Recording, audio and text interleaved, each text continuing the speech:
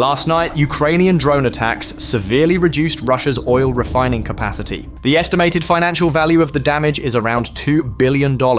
Moreover, there have been several other developments in the Russia-Ukraine war, including nuclear risks and concerns from NATO, which will be covered in this video. The strategic conflict between Russia and Ukraine escalated into a new, more volatile phase, characterized by large-scale, coordinated attacks on critical national infrastructure. Both combatants have intensified their long-range strike capabilities, moving beyond tactical battlefield engagements to target the economic and logistical heartlands of one another. The fighting now encompasses a systematic energy war, targeting everything from gas production facilities and oil refineries to electrical grids and the railway networks that sustain both civilian life and military logistics. This strategic shift has not only plunged millions into darkness, but has also amplified geopolitical tensions, with alleged Russian drone activity testing the vigilance of NATO airspace and prompting sharp rhetoric from Moscow. Ukrainian strategic forces executed a significant long-range drone operation targeting key economic assets deep within the Russian Federation. The primary objective of this mission was to degrade Russia's oil refining capabilities, a critical source of revenue for its war economy and fuel for its military. At approximately 3:10 a.m., multiple Ukrainian-developed long-range unmanned aerial vehicles, UAVs, struck one of Russia's largest oil refineries. This facility, with a reported annual processing capacity of approximately 21 million tons of crude oil, represents a cornerstone of Russia's domestic and export fuel production. The attack was designed to inflict maximum disruption, targeting primary distillation units and storage depots. The cumulative effect of this and similar operations has been substantial. According to Western and Ukrainian intelligence assessments, the sustained campaign against Russian energy infrastructure has successfully disabled up to 40% of the nation's total oil refining capacity. This has led to observable consequences within Russia, including significant spikes in domestic fuel prices and emerging shortages, thereby applying direct economic and political pressure on the Kremlin. The financial fallout from this single operation is staggering, with initial damage estimates reaching approximately $2 billion,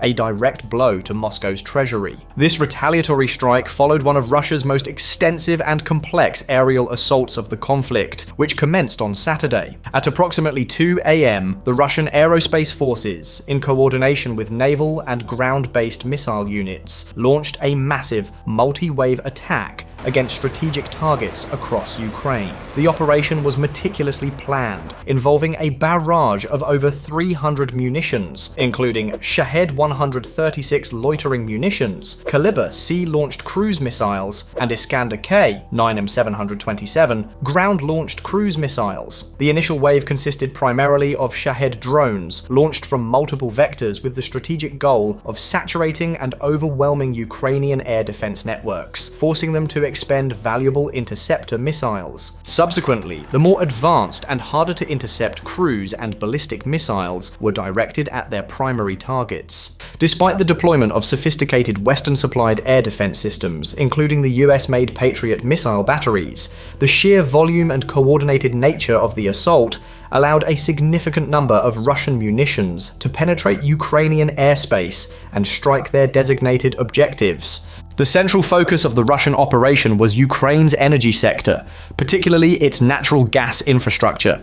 A major target was the state-run gas firm, Naftogaz, whose primary gas production and processing sites in the Poltava and Kharkiv regions were struck. The strategic objective was clear: to cripple Ukraine's domestic energy production ahead of the critical winter heating season, thereby creating a potential humanitarian crisis and straining the resilience of the Ukrainian state. The resulting damage plunged millions of Ukrainian civilians into darkness. In the northern Chernihiv region alone, the overnight attack severed power to at least 50,000 households, demonstrating the widespread impact of the strikes. A Ukrainian energy official described the assault as a deliberate attempt to do more harm to our people, highlighting the direct impact on the civilian population. In parallel with the assault on energy facilities, Russian forces also targeted Ukraine's critical railway network. At approximately 4:30 a.m., a drone strike was executed on the Shosta railway station in the Sumy region. The attack targeted a stationary passenger train, resulting in significant damage. The force of the explosion mangled several carriages, shattering windows and injuring dozens of civilians. The strategic rationale for targeting railway infrastructure is twofold. It serves as a primary mode of transport for civilians, and, more critically in wartime, it is the logistical backbone for the movement of military personnel, equipment, and supplies to the front lines. By disrupting rail traffic, Russia aims to sever these vital arteries, complicating Ukraine's ability to sustain its war effort.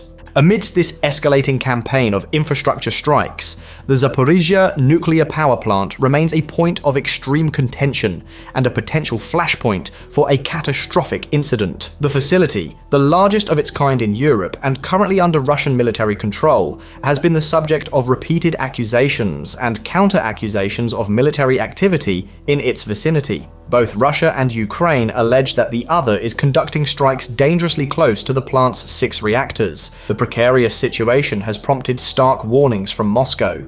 A senior Russian official articulated the inherent dangers, stating, "This is a dangerous game. They still have operating nuclear power plants on their side, and what's stopping us from retaliating in kind?" This statement serves as a thinly veiled threat, suggesting that Russia could target Ukraine's remaining nuclear facilities if it perceives a threat to the Zaporizhzhia plant, raising the stakes of the conflict to an unprecedented level. The strategic logic appears to be one of deterrence through mutually assured radiological risk. The conflict's repercussions are increasingly extending beyond the immediate borders of Ukraine, drawing in the NATO alliance. Several European nations have reported a series of unidentified drone sightings over their territories, raising alarms within the military alliance.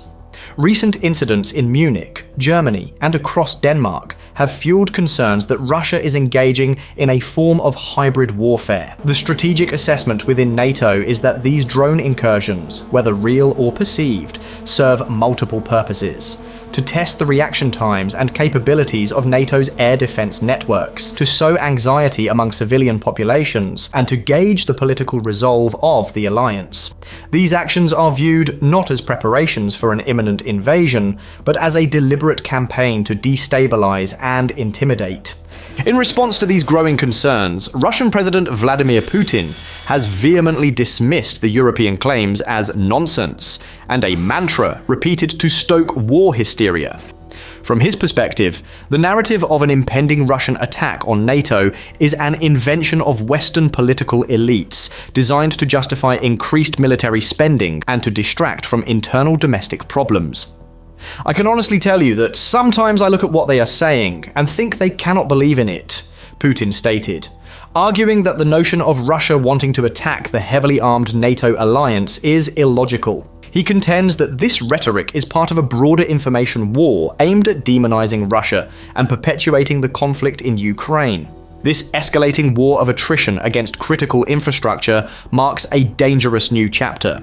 While Russia dismisses claims of hybrid warfare as hysteria, for Europe, which serves as Ukraine's primary logistical and financial support base, these actions are perceived as a direct challenge to its security. The strategic calculus on both sides is brutal and clear. Russia believes that by systematically dismantling Ukraine's energy and transport infrastructure, it can break the will of the Ukrainian people and cripple their ability to fight. Ukraine, in turn, believes that by striking at the heart of Russia's war economy, its oil refineries, it can impose a cost high enough to make the conflict unsustainable for Moscow, with attacks like last night's alone inflicting an estimated $2 billion in damages. With neither side showing any indication of backing down, the ongoing energy war threatens not only to decide the future of the immediate conflict, but also to snowball into a broader energy and security crisis for the entire European region. In conclusion, this brutal war of attrition has moved far beyond the front lines.